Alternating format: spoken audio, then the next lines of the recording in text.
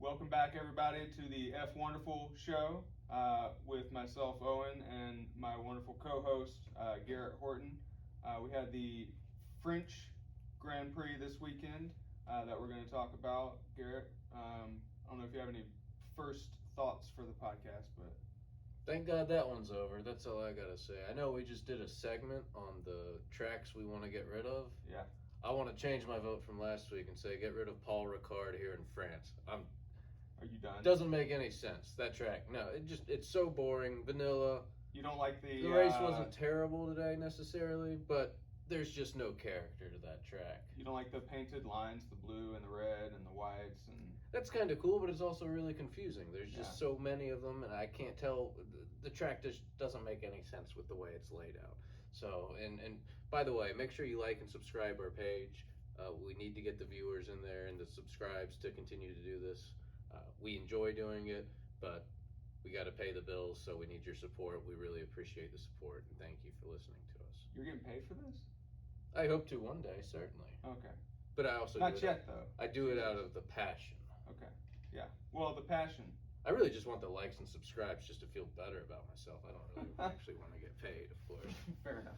But no, back to the race. It reminded me of Baku in Spain, if you really think about it. Yeah, I kind of agree with you. The track is not my favorite.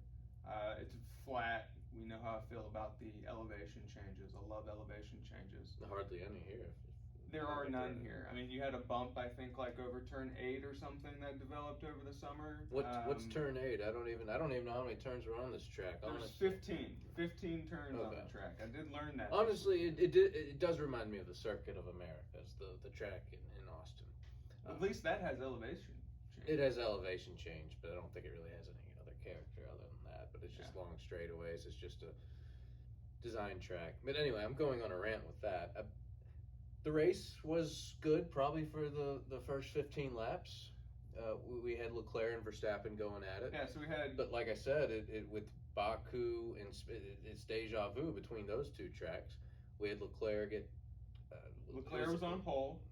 Yes, and Max was second. And controlling the pace of the race. Controlling. And so then when Verstappen pitted, again Leclerc gets taken out. This time it wasn't. This is what I'm not really sure about, whether it was mechanical failure or not.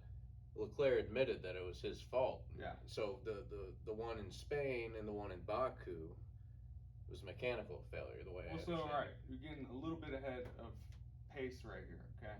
So first Slow down the 15 pace, laps or okay. so, we had Leclerc, who was in control of the race by all stretch, right? I mean, his tires were good. Max was started second and got, within half a second of the guy for 10 laps or so, and then he was within striking tell his distance. tires were getting a little overheated, right? Yeah, he was following him too closely, I think, for those first 15 laps. Started to burn out his tires, but he was staying within striking distance. So what I was curious to see was what would happen when he pitted, and I thought I was surprised Max couldn't get past him with DRS. I was expecting, because the Red Bull had overall pace on Ferrari, from what the TV told me anyways. Red Bull was faster in the speed traps, which my understanding of what that means is that they're faster in straight line speed. And so going into the race, I was like, all right, Max is second, he'll start second, but at least they'll be racing because Max has overall speed in the Red Bull, plus he'll have the DRS. It never came to fruition. Couldn't pass him. And I think it goes back to this track. It's just a tough track to pass on. It's a new car this year. There's certain tracks where it's been more difficult to pass, and I think we were seeing that today. Yeah. So him short pitting, I think, was the right call. Yeah. And maybe that's what led to the incident with Leclerc that I think we'll talk about here in a minute. Yeah. Yeah, it was. So did Max pit because his tires were going off, or did he pit? Was he always going to be on a 3-stop strategy if the race played out? Well, I think they were doing. Do you think? I think it was a 2-stop strategy. Or That's 2-stop. That's what I meant. So, but yeah, one more stop than Leclerc. That's what it seemed like they were going for. He couldn't get past him. His tires were starting to burn up. So, hey, let's go ahead and short pit. And he came out. He pitted. He came out, I think, 8th. So he had a little bit of traffic to deal with. But the tires were wearing quite a good bit. So he had an advantage there for the first couple laps, catching up to Leclerc. But then, as we know, then we lost the excitement of that because next thing we see is I forget what that corner is Leclerc bent it on. I couldn't tell you. I remember looking up and seeing a Ferrari in the tire barrier again. Well, it looked vicious, but after seeing the replays, it wasn't. Thankfully, but it looked like he might have just gone straight into the tire barriers from the turns. But I wasn't too worried about. Initially, I wasn't worried about like his safety per se. I kind of thought that with how the track is, so they've got those blue lines and those red lines, and the blue lines have the red has more stopping like friction than the blue lines, but all of it is supposed to slow the car down so it doesn't even get to the barrier. Right. So I figured that he was going pretty slow once he got to the barrier, so I wasn't that worried about his health per se. However, the camera didn't go back to show a replay for a few minutes, and so I was a little concerned after a couple minutes of them not showing Leclerc like, all right, show him getting out of the car. It wasn't that bad of a hit. Right, they didn't show a replay right away either, which reminded me of Silverstone from a few weeks back. Yeah, but so when I saw Ferrari go off, initially I thought it was Sainz, and then the dude Crofty, my boy, said it was Leclerc. My heart sank, man. I was like, damn, dude, another issue for Ferrari. Can't help but feel bad for them. It hurts the competition to a degree. It makes the championship hunt less dramatic with Leclerc having all these problems. And at that point, it stopped all the drama of the race, what I thought, without having him in there. Because then Verstappen didn't have anyone to compete with. Sainz was going to be a little interesting because he made his way up quite Sainz had a good race. He did. Starting 20th though, it was took an engine penalty, parts penalty or something. Had to start last on the grid, even though he qualified 5th or something, but that didn't even matter. Right. So. Yeah. He didn't. It was like Leclerc earlier in the year in the Canadian Grand Prix. He had to start last, and ended up finishing 5th. Yeah. But in F1, when you're having to start that far back, it really eliminates your chance to win. And like you said, Leclerc said it was his fault that he wrecked. Yeah, in the post-crash interview, post-race interview. Yeah, he took the blame for it, and he did his best Toto Wolff impression. No, I was hoping he'd say no, Mikey, no, but it gave me the no, Mikey, no vibes. But it was unfortunate that, like I said, that it took the only Verstappen was the only one that was running with Leclerc at that point. I think it was gonna be a battle between them two. Once that happened, I knew kind of what the outcome was gonna be. Yeah. And but I'm glad Leclerc's okay. He'll come back next week in Hungary, and then they'll fight it out there. I do think Ferrari's gonna have the edge at that track because at Hungary. Yeah, because they don't have the long straightaways there. So it's true. It'll be the high speed and low speed. Cornering I think and Ferrari does really well with the speed in the corners as far as straight line speed. Red Bull has it. But what do you think about Ferrari though? With going back to Sainz, he had that great run. He finished 5th. He really should have finished 3rd. What are your thoughts on that? So that was a really critical part of the race, I think, just for Sainz, for Ferrari, for Benito, for the championship. And Ferrari did what Ferrari does. Looked like a bunch of clowns. They pit Sainz from 3rd after he overtook in the middle of an overtake. They're saying box, box, box. And Perez is like, no, not right now. I'm about to overtake Perez. Sainz. What are you guys doing? Like, shut up. You are idiots, basically, is what Perez is saying, or what Sainz is saying. And so he passes Perez. He has a 5-second penalty that was from a pit lane, I guess, violation of some sort. Unsafe release. Unsafe It release. was pretty obvious when that happened. So he had a 5-second penalty. He passes Perez, and in his mind, he says, you know, after I pass Perez, I'm thinking, let me try to get 5 seconds on these guys and keep third. And Ferrari does, again, what Ferrari does and screwed it all up. And they pit him after he passes Perez. They pit him. He falls all the way down to what, like 12th or something? 8th. Not that far, but okay, so 8th. But he was. It was towards the end of the race, while, so it was pretty spread out at this point. And yeah, I mean, there was what, 10 laps left? 10, 15, I think it was closer to 15 probably. It was on lap 38, I think, of 53. And so in my mind, he would have finished no worse than 4th. Because if he doesn't eke out the 5 seconds on Perez, and he doesn't stop, so he takes the 5 seconds after the race. And so he would have, you know, been maybe 2-3 seconds ahead of Perez. He would have finished no worse than 4th. Yeah, so in Ferrari, I guess it said they couldn't let him continue to run on those medium tires. He was looking fast.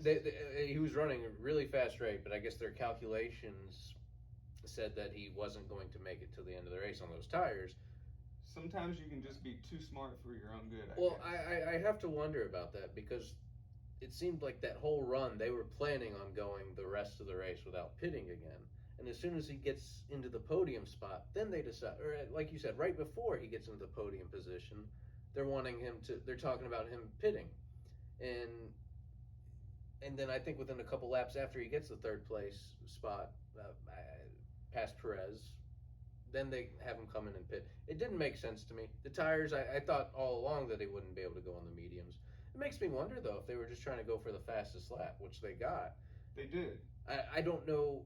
But at the cost of how many points? Right. Maybe they weren't thinking points. I don't know how that goes. Maybe Ferrari takes pride in having the fastest lap. Who knows? I don't. Just Ferrari. That's the only thing I can think of. Ferrari needs to, plan A at Ferrari should be fire your strategist. Plan B should be take another look at Benito, because at the interview, at the end of the race, basically said we didn't make a mistake. We calculated the tires to be gone before the end of the race, but yet Sainz was running faster laps than the leader at that point. That dude just reminds me of Harold Ramis from Ghostbusters. If they're taking resumes, I think we got 2 right here that'll step in for the strategy job with Ferrari. He's got his hat ready to go. Got my hat right here. I mean, it's ridiculous. I majored in mechanical engineering for half a semester. I can do it. It's ridiculous how bad Ferrari has been at strategy this year. Yeah, it's. I couldn't do it. I really couldn't. But you have to wonder that it doesn't add up with how that unfolds. No, you could do it, because you would have let Sainz probably go to the end of the race and finish in P3 or P4 worst case. It's easy to say that, but his tires could have blown out. I don't know their calculations. They seem to be pretty certain that he was going to be able to go the rest of the race on those tires when they started the run. But for whatever, I don't know the software, the programs they use. I'd love to know more about it to see how they make those decisions. But who knows? I'm sure he was frustrated, but he got driver of the day. It was a nice drive, going from last on the field, 20th to 5th. Yeah. Got some points out of it. Had a better day than Leclerc after all the dust settled. So, but if I'm Sainz, I'm mad about it. Yeah. If I'm Sainz, I'm annoyed yet again. But now if I'm Mercedes, I'm happy about it, because that's one Ferrari that's out due to driver error and another one out due to strategy error, and then that gives Mercedes 2 free spots. 2 free spots right there. Their first double podium of the year, which is really hard to believe. you think about it, I mean, really, I know the last 3 years it's double podium every weekend for them. It seems like. Yeah. So it was almost a feel good story to have Mercedes back in the double podium again, and also hard to believe that Lewis Hamilton getting a second place finish is a huge win. Did you hear his radio after the race? How happy he was. No, but like I saw his interview, I guess, after the race, and he was all smiles. I mean, he's been all smiles for 3 weeks now, I guess. He was acting like they won the race afterwards. Toto had to kind of calm him down, kind of pull him back into orbit and say, hey man, like, we did a good job, but, you know, we're still not on the pace. Well, it's crazy because it was the French Grand Prix of last year where he finished second. Yeah. And he got on the radio and it was a totally different tune. Yeah. And of course last year they were competing for the championship against Verstappen and Red Bull. But my how things change over the course of one season. Yeah, I mean they're with the regulation changes and all that helping, of course. They're happy to get a double podium, their first one of the year, and for him to finish runner up. It goes to show you this is the stuff that they're happy about now, and it's great. I think they are making gains. They're still way off from the top 2 teams, but Mercedes is making gains. However, they're still off the pace of the top 2 teams by at least 0.3 from my calculations, which are bar none the best calculations you can do. And in my opinion, Mercedes is taking another step this weekend, and it's a good finish with 2-3, but you got a long way to go still, I feel like. I mean, granted, Ferrari is in front of you, so every weekend they're going to have at least a car out of the race, whether it's Leclerc, choking and bending it into the wall, or Ferrari's strategist screwing it up for Sainz or Leclerc. Ferrari's going to screw up, so Mercedes will get a lot of points, but they're still off the pace quite a bit. I was looking at Leclerc's stats earlier today to see how, because when it's when driver error takes you out and you're the best car, I was curious how often he crashes. It seems like it's a pretty low crash rate. So I don't think he's crashing. I think this was his first crash. This is twice this year that it's been Leclerc's fault. Like, Leclerc made a mistake that cost him either a win or a podium, second place, say. So Imola. Oh, that's right. Now. Yeah, there was a little driver error there, but he was still able to go on and get points in that. He did get points in that one, though. Yeah, and those were tough conditions too, if I remember correctly. It was raining there, but he doesn't seem too accident prone more than like a Yuki Tsunoda or something like that. Man. Sorry, Yuki, I'm just throwing you out there. Why you gotta hate on Yuki, man? Yes, he did crash again. It wasn't his fault though. How was it not? Wait, it wasn't his fault? I missed it. All I remember is seeing Yuki spun around. It was Esteban Ocon's fault. He got a 5-second time penalty for it. I do remember that now that you said it. Okay. But fair enough. But still. Yeah, he put himself in that position for it. Anyway, that's a whole other topic. But it was great to see a just different team. I mean, it's hard to say different team with Mercedes, but I mean they took 2 of the 3 podium spots, so that it was refreshing to see. And I don't know if there's something going on between George Russell and Sergio Perez. This is the second straight race where they've gotten into it. So last week we didn't do like a whose fault was it, but I'd like to do that this week because you mentioned it. I guess in production meal that we had. So I thought it was post-production, man. That would be afterwards. Yeah, that's afterwards. Yeah, after our last show last week, I thought it was post-production then. Well, so I'm just kidding anyway. So whose fault was it today? Because which one are we talking about? Russell Perez? Russell Perez. So it's Russell's here's scenario for us visual learners here. You got Perez on the outside, Russell on the inside. I'm assuming our fans have watched it, and they Yeah, okay, fair enough. So Russell was claiming that the line was his, that he had the line going into the turn, and did he? I- What's the rule? I 'Cause see- I I don't see know what his- the rule I is. see He his- seems to think the rule is if your wheel is in front of your front wheel's in front of the person's back wheel, that apparently that's your corner. Yeah, I don't know. I think Russell was just. I think he's showing a little bit of being a hothead. I can see his point of view on the replay, but also if I'm Perez, I don't know that he's there. Yeah. So of course Perez is going to turn in on him. It's a tight turn. I mean, I don't know what he expects, and Perez did the best thing he could do by taking the runoff road to avoid it and kind of take a shortcut. Yeah. But He actually got back in front of Sainz and then had to back off so Sainz could pass him. yeah, it was a smart move on Perez's part. I think Russell was probably the one in the wrong on it. And I also think that he was in the wrong at Austria as well. So I'm starting to sense a little mini Red Bull Mercedes feud, not to the one of last year's degree with Verstappen and Hamilton, but I think we got the B driver feud between Perez and Russell right now. I like it, the B driver feud. Yeah. I like it. You know, they're number two on their teams. Yeah. It's a battle of the number twos. Yeah. So I do sense that there's maybe something going on there between Russell and Perez. Be interesting to see what more we get from them the rest of the year.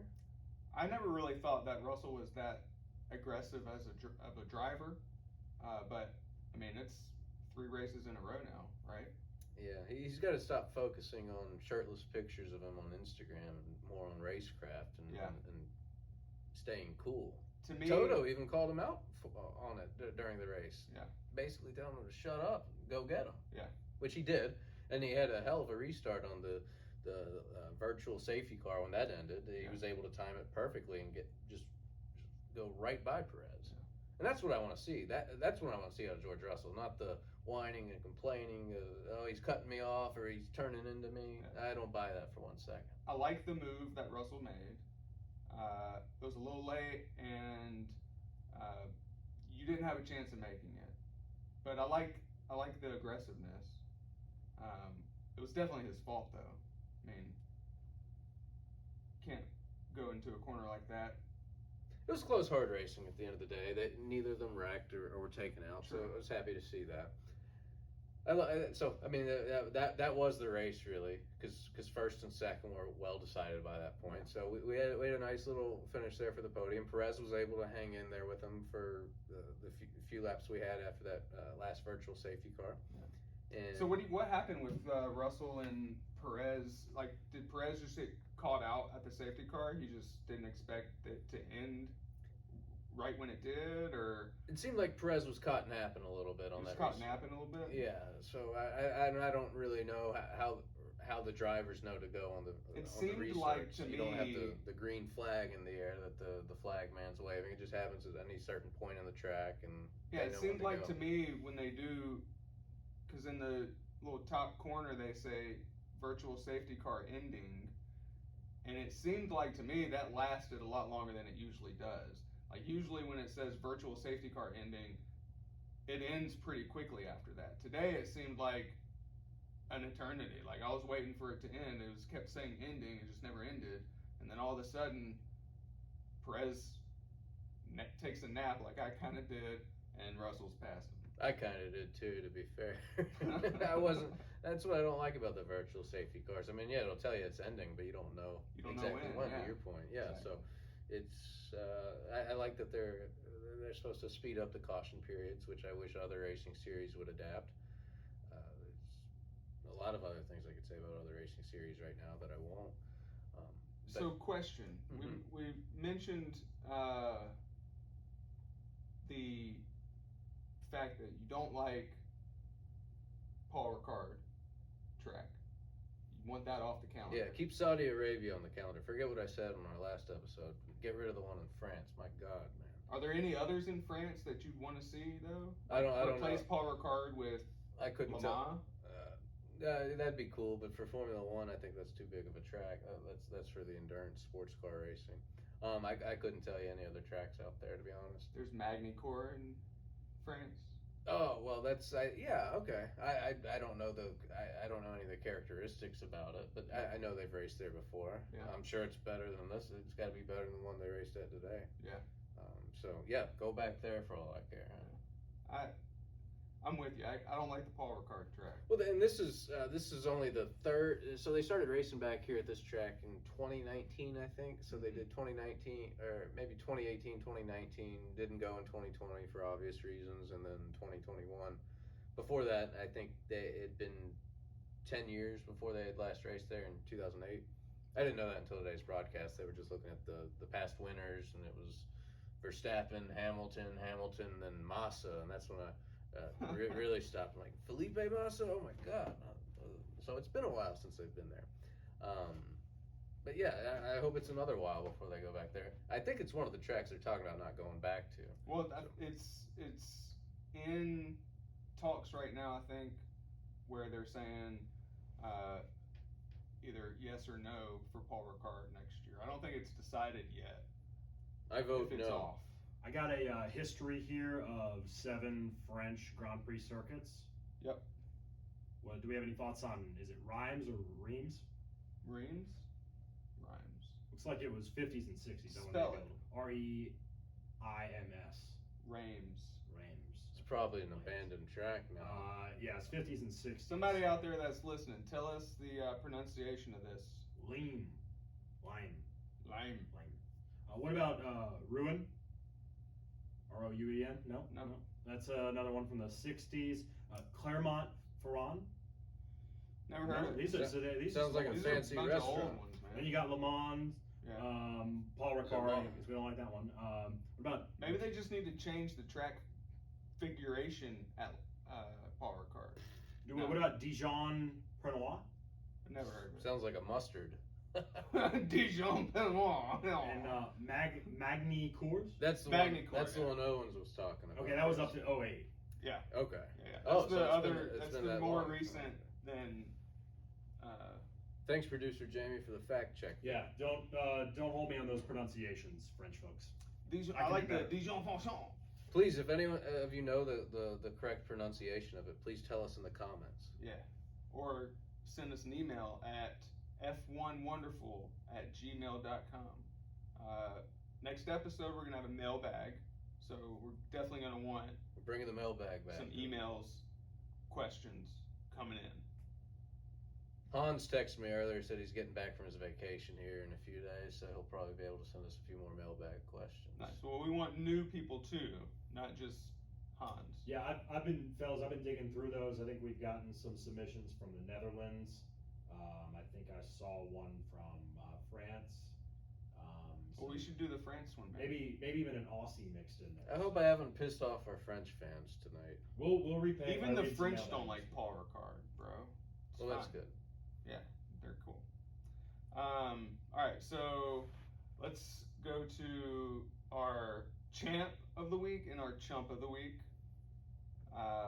So kind of, again, I think it's been a couple weeks since we did a race review because there wasn't a race last week. So to remind all of our wonderful F1 fans out there, the F1 TV folks do driver of the day. We're doing champ of the week and chump of the week. So best driver of the week, worst driver of the week. Garrett, who's your best driver of the week? Oh, my champ of the week's gonna have to be Lewis Hamilton. Like we talked about earlier, I mean, finishing second's a big deal for this. It's his best finish of the season. Not to mention, he outran a Red Bull. Sergio Perez couldn't catch him, and that wasn't by strategy or luck. That was just pace, and I think it was lack of pace on the Red Bull's part. But for that Mercedes to stay in front of a Red Bull the entire race and beat the other the lone Ferrari that was out there, my champ of the week's got to be Lewis Hamilton. I got tired of seeing him win all these years, but it was refreshing to see him back in contention again, just like Silverstone a few weeks ago, even getting a better finish this time. So he's my champ of the week. Gotta disagree. Well, I'd hope so. We can't both have the same champ of the week, dog. Well, true. I just, I'm still sick of Hamilton, I guess. So I'm still sick of Hamilton. he's been. I did it again. It's okay. We all say it. He's been. Just don't think about it. Just don't think about it. Just say something. Yeah. So who's your champ of the week? So my champ of the week is Carlos Sainz, and it's got to be the drive from 20th to 5th. Are we allowed to do that though? If he's the driver, it's gotta be, if he's the driver of the day, can he also be one of our champs of the week? There are no rules. Okay, no rules. Well, was he driver of the day? He was driver of the day. Okay, I didn't pay attention to that part. Okay, you did know. To be fair, so also we'll let it slide this time, fellas. Also, to back up my of the week, he was fastest or faster than Leclerc all week in practice and in qualifying. So now he didn't actually do Q3 qualifying, so he didn't finish on pole because he was taking the penalty. But he was faster than Leclerc all week, so he had a great week. That's my champ of the week. Sainz, great drive, 2 thumbs up. It was a hell of a run. It's hard to argue with that. I mean, he looked really fast. It would have been interesting to see what could have happened had he been up front, not had to take that grid penalty, and had Ferrari not screwed up the strategy like they had. Yeah. Chump of the week. Who is your chump of the week? Oh, it's got to be Yuki Tsunoda. Yuki. Yeah. Wrecking on lap 1, and then he was out. Like I said, it wasn't his fault this time, but he was in it, and then they had to retire the car shortly after. I'm assuming due to the damage from it. Yeah. So, not one of Yuki's best runs. And is this your second chump for Yuki? Probably. We've only done this twice. Yuki's racking up the chumps, man. Yeah, I'm just trying take to umbrage. I'm giving it. Are you a Yuki hater? Are you trying to piss off our Japanese fans? Pissed off the French fans already. No, I'm not trying to piss off any fans, but I mean, come on. I have a problem with people that have an attitude and can't back it up. Fair enough. And he's always cussing on the radio. And hey, man, get some good finishes out of it in between some of those bad races, and I might not be so much of a. I wouldn't be so inclined to give him the chump of the week every week. Fair enough. My chump of the week is the Alfa Romeo team. I think they finished 16th, 17th. Right after one retirement. They finished last. But Bottas, I think, was the last of all drivers that finished. Yeah. Yeah.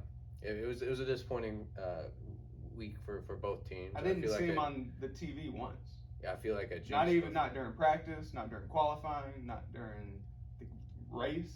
Well, Joe brought out zero Alfa Romeo. Well, the only time I saw him was when Joe brought out that last caution that brought out the virtual safety car when he saw it on the track. Oh, when his Ferrari engine failed. Yeah, another Ferrari issue. Alfa Romeo has Ferrari engines, and that engine failed. So, chumps of the week, Alfa Romeo. They're going to have to step it up. We'll see what they bring in Hungary. I'm hungry to find out. Yes, I'm hungry for Hungary. I like Hungary. It's a track that is on iRacing. It's a track that is fun to drive, and I enjoy the elevation. I enjoy the fast corners. I like Hungary. I don't think it's going to suit Red Bull, like you said, but it should be a good race. I hope so. I'm afraid we're going to hear the term DRS train a lot next week there. Ooh. Because I don't think there's a lot of places to pass, so I'm really hoping for rain, kind of how they had last year. Yeah, it's a tough track to pass. It's a fun configuration, and I'm looking forward to it. Why don't you think the track's going to suit Red Bull well? The fast corners suit Ferrari much better. Ferrari's got a car that corners much quicker, has a lot more downforce, but creates more drag, and so that's why Red Bull's faster on a straight. Whereas they don't have Ferrari's long faster straightaways through the corners, and there's no, like Gary said, no straightaways. It's like the short track of and it is much. It's just harder to pass. Like fast cornering, it's hard. It's just a very hard track to pass. Even in iRacing, it's hard to pass. So, are you predicting a Ferrari redemption tour next week, perhaps? If I had to make a bold prediction for next week already, I think it would be. Yeah, I think a Ferrari redemption. I think you would see Ferrari, maybe Ferrari should be 1-2 or the 1-3. Ferrari should be the favorite to win next week. Yeah. If you ask me. Yeah. I think they'll be. I think this track. And if suits Red Bull their has any cars. issues, I think Mercedes could be up there. I mean, they looked quicker this weekend than they have. They still look off the pace a little bit. But they did look quicker than they have. Well, I'm hoping for some rain, and I think we'll have a good race. Should be fun. I hope so. Final thoughts before we kick everybody out. Well, last race before summer break, so we're gonna go about a month without any Formula One until then. So I'll have to get my fix through IndyCar. IndyCar had 2 races this weekend. That was fun. NASCAR is still going on though, right? You're a big NASCAR guy, right? I'm a big NASCAR guy, and they'll be racing next week too on a road course. What happened this weekend? Well, it's kind of funny. Sebastian Vettel, I remember last year he finished second in Hungary. Oh, You remember that? Yeah. Yep. And then Change they the subject. and they disqualified him. Yep. So. Was that at Hungary? That was at Hungary. Yeah. So I was thinking F1 didn't do that like NASCAR does, but apparently it can happen. Just don't cheat, and you'll be okay. Nice. Don't cheat, everybody, and watch the F1Wonderful show with Garrett Horton and Owen Burns. Subscribe to our podcast on YouTube. Email us for our mailbag at f1wonderful@gmail.com. Check out our Instagram, F1Wonderful on Instagram. We're working on getting that Twitter up, I guess, but we'll get there. And that TikTok for all you teenagers out there. All right. Enjoy the day. See ya. Thanks, everyone.